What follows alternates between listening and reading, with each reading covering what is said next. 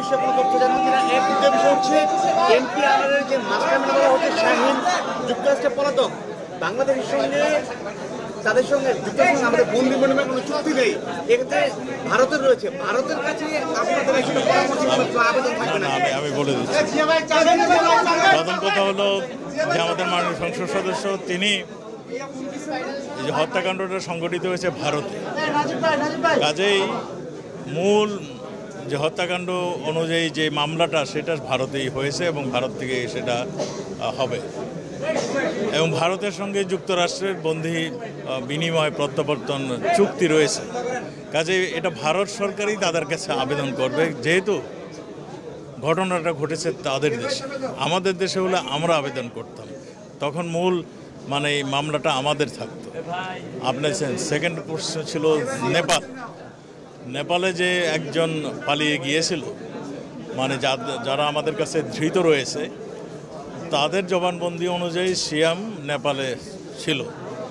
আমাদের মাননীয় প্রধানমন্ত্রী সহ সবাই এটা উদ্বিগ্ন, আমরাও চাচ্ছি যে যেখানেই আছে তাদের ধরতে, কারণ একজন মাননীয় সংসদ সদস্যকে এইরকম নৃশংসভাবে হত্যা করবে আর মানে আমরা বসে থাকবো, এটা তো হইতে পারে না। কাজে আমাদের সমস্ত ধরনের প্রচেষ্টা রয়েছে, যারা নাকি অপরাধী, যারা এই খুন করেছেন কিংবা খুনের সহযোগিতা করছেন তাদেরকে আইন অনুযায়ী তাদের বিচার করা এবং নেপালে যিনি আছেন তাকে ফিরিয়ে আনার জন্য যত ধরনের ব্যবস্থা সেগুলো আমরা করি।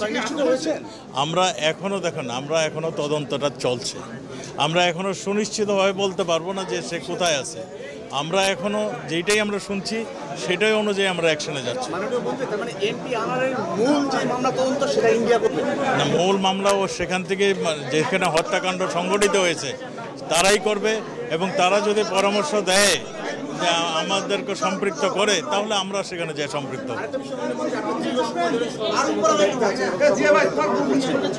ইতিমধ্যে সাবেক যে আইজিপি বেনজির আহমেদ তাকে ঘিরে যে ধরনের তথ্য আসছে এবং দেশে বাইরে চলে গেছে, আমার প্রশ্ন হচ্ছে একজন আইজিপি হিসেবে যে ধরনের কর্মকাণ্ড তাদের আসছে, এতে কি আপনার যে বাহিনী, পুলিশ বাহিনী, সেটার ভাবমূর্তি ক্ষুণ্ণ হয়েছে কিনা? দেখুন, আমি প্রথম কথা বলি, যদি কেউ অন্যায় করে থাকেন, অন্যায়ভাবে ধন সম্পদ লুণ্ঠন মানে কক্ষিগত করে থাকেন, আমাদের দেশে সেই অনুযায়ী তার বিধান রয়েছে বিচার করে এবং সেই অনুযায়ী তার বিচার হবে, সেখানে আমাদের কিছু বলার নেই।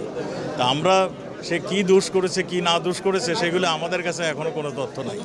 আমরা এগুলি তদন্ত করছেন, তদন্তর পরে এগুলি জানা যাবে তিনি দোষী না নির্দোষী, না কিংবা কত পরিমাণ অর্থ বানিয়েছেন, কর ফাঁকি দিয়েছেন কিংবা সম্পদ বানিয়ে তার তথ্য দেন নেই, এগুলো আমাদের যে ডিপার্টমেন্ট অনুসন্ধান করতেছে, অনুসন্ধানের আগে আমার মুখ দিয়ে বলা সঠিক হবে। অভিযুক্ত আইজিপি যেহেতু তদন্ত চলছে বা বিভিন্ন সংস্থা এটি দেখভাল করছে, সে অবস্থায় একজন সাবেক আইজিপি দেশে বাইরে চলে গেছেন আমরা জানতে পেরেছি। এটি সরকারের ব্যর্থতা পরিগণিত করে কিনা? একটা কথা, তাকে তো এখনও আমরা নিষেধাজ্ঞা দেইনি, শুধু সে নিষেধাজ্ঞার আগে চলে যেয়ে থাকে। আমি এখনও কিন্তু সঠিক জানি না সে আছে কিনা চলে গিয়েছে। আমাকে জেনে কথা বলতে হবে। আপনার যেই প্রশ্নটা করছেন আমাকে জেনে কথা বলতে হবে। সে যে আসেন কিনা না আসেন সেটা আমি এখনও সুনিশ্চিত নই, আমি জেনে কথা বলবো। Thank you. যা কিছু ঘটেছে তাকে নিয়ে এত নেতিবাচক বক্তব্য এসছে, এতে করে পুলিশ বাহিনী মানে কেন? এটা ব্যক্তিগত ব্যাপার। পুলিশ বাহিনী, আমার পুলিশ বাহিনী অনেক ভালো কাজ করছেন, আমার পুলিশ বাহিনী অনেক চ্যালেঞ্জ মোকাবেলা করছেন। আমার জঙ্গি দমন, সন্ত্রাস দমন, কোভিডকালে তারা যেই কাজটি করেছেন এবং যে কোনো চ্যালেঞ্জে তারা মানে জীবন উৎসর্গ দিয়ে কাজ করছেন। এক ব্যক্তি কেউ মানে যদি ব্যক্তি কোনো কিছু করে থাকে তার দায় প্রতিষ্ঠান নেয় না। Thank you.